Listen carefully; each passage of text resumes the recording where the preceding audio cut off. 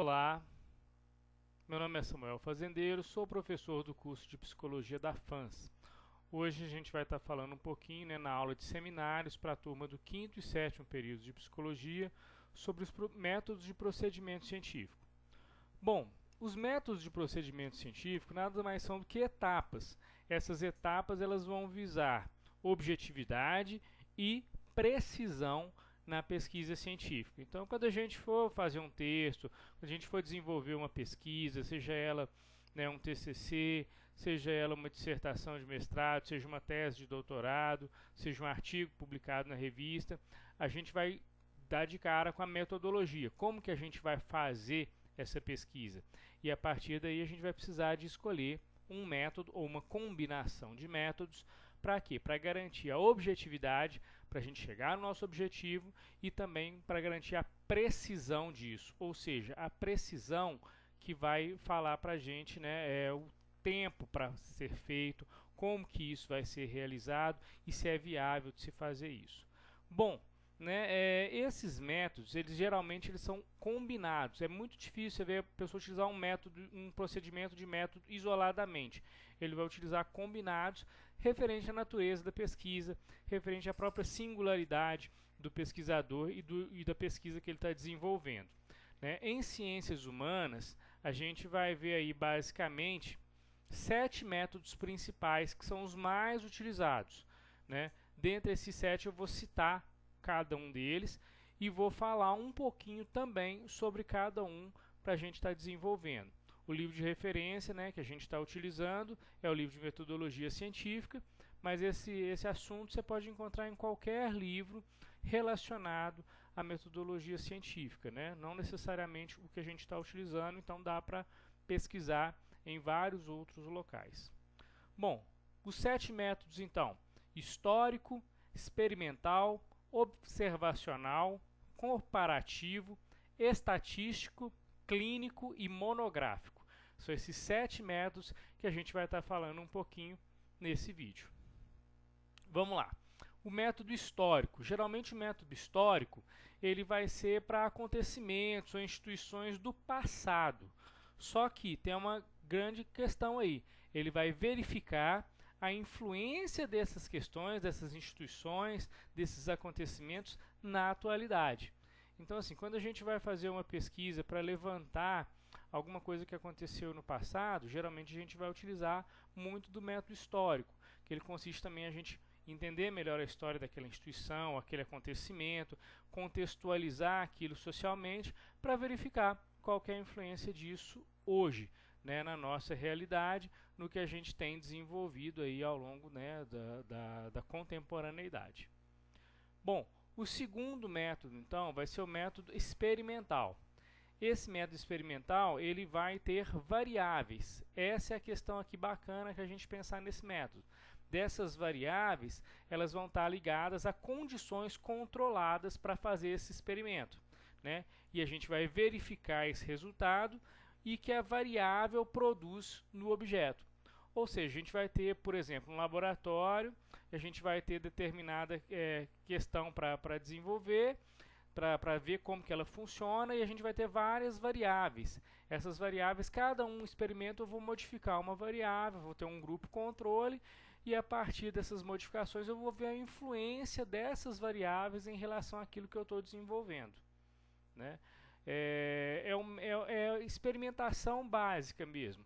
Você vai ter algo para se provar, algo para verificar, condições controladas para isso, no que você vai inserir determinada variável e retirar determinada variável para poder ver a influência dessa variável dentro daquele estudo que você está realizando.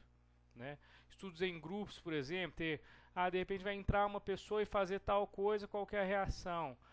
E se não entrar, que não vai ter reação, ou como é que vai ser isso? Ou seja, você vai controlar o ambiente para, a partir aí dessas influências externas, você fazer a verificação de como essas influências estão influenciando no estudo.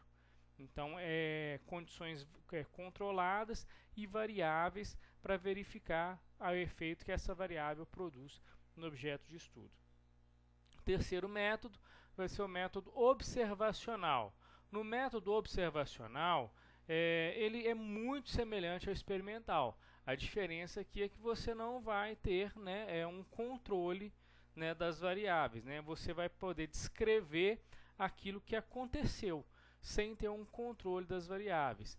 Então, assim, no método observacional é muito comum aí, por exemplo, na pesquisação, na pesquisa participante, no que o pesquisador ele está dentro de uma sociedade ali, dentro de uma comunidade, e ele observa e descreve aquilo que ele relata, que ele vê nas observações. Ele relata aquilo que é observável dentro ali daquela comunidade, por exemplo.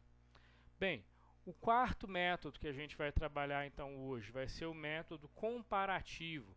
O método comparativo vai visar aí explicar fenômenos e vai permitir analisar o dado concreto, ressaltar as diferenças e as similaridades.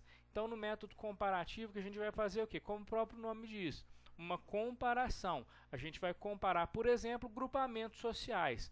Ver como que esses grupamentos sociais eles se desenvolvem, como que eles se relacionam, como que eles repassam conhecimento e tantas outras questões que podem ser feitas a partir de uma comparação.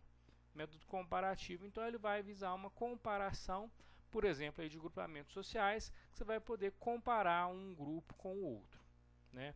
O método estatístico, esse aqui é um método utilizado mais para a gente verificar, por exemplo, nas pesquisas quantitativas, que a gente vai fazer uma descrição quantitativa daquilo que a gente está avaliando, né?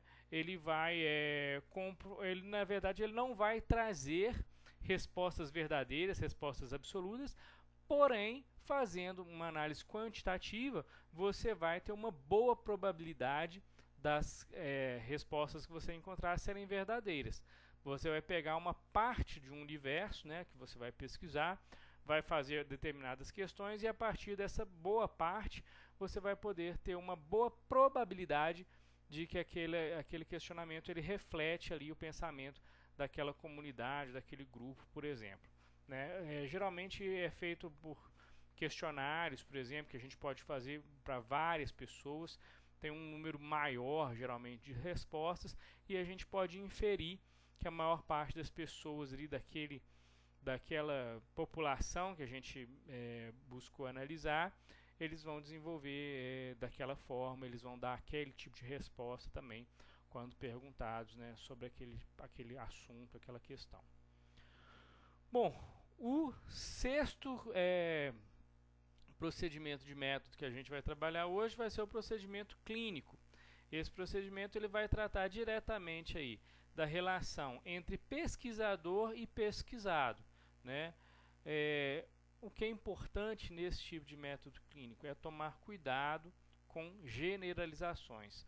Por que a gente tem que tomar um certo cuidado aqui com generalizações? Porque ele é um método que é apoiado em casos individuais e ele vai envolver a subjetividade.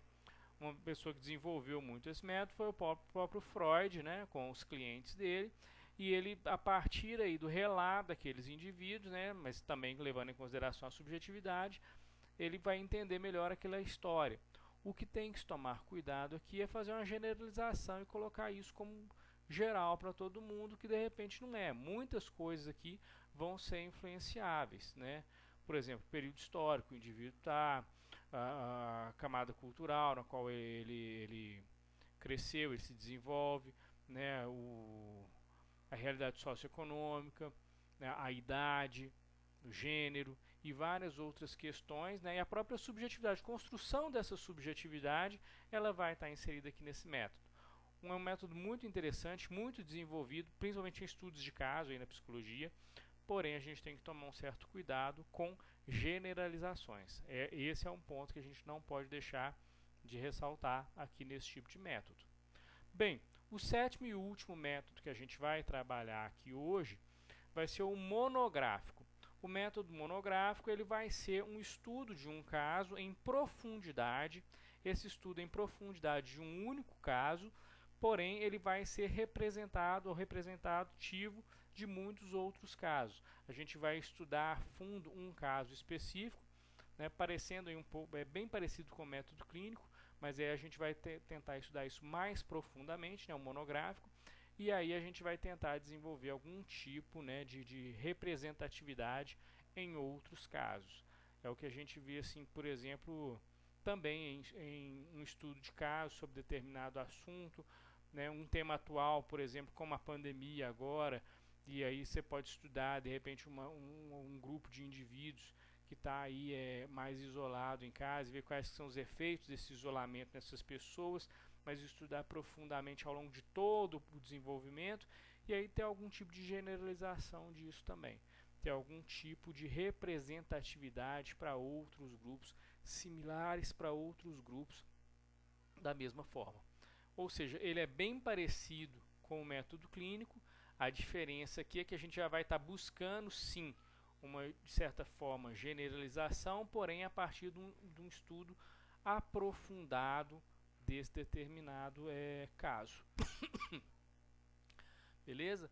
Bom, além disso aqui a gente vai avançar um pouco mais, né, no nosso estudo, e a gente vai estar olhando um pouco os quadros teóricos de referência, especificamente aí esses no nosso material. Vocês podem dar uma olhada na página 40, né? Esses quadros eles vão estar relacionando aí os meios de procedimento com alguns autores e como que eles se desenvolveram a partir aí dos séculos. É muito bacana esse quadro, bem interessante, bem didático também. Vai estar específico em uma página só. E basicamente por hoje a gente vai ficar por aqui. Bom, quaisquer dúvidas, questionamentos, eu vou ficar disponível, né, por e-mail, WhatsApp, próprios comentários aqui do YouTube. E aguardo vocês no nosso próximo encontro. Muito obrigado.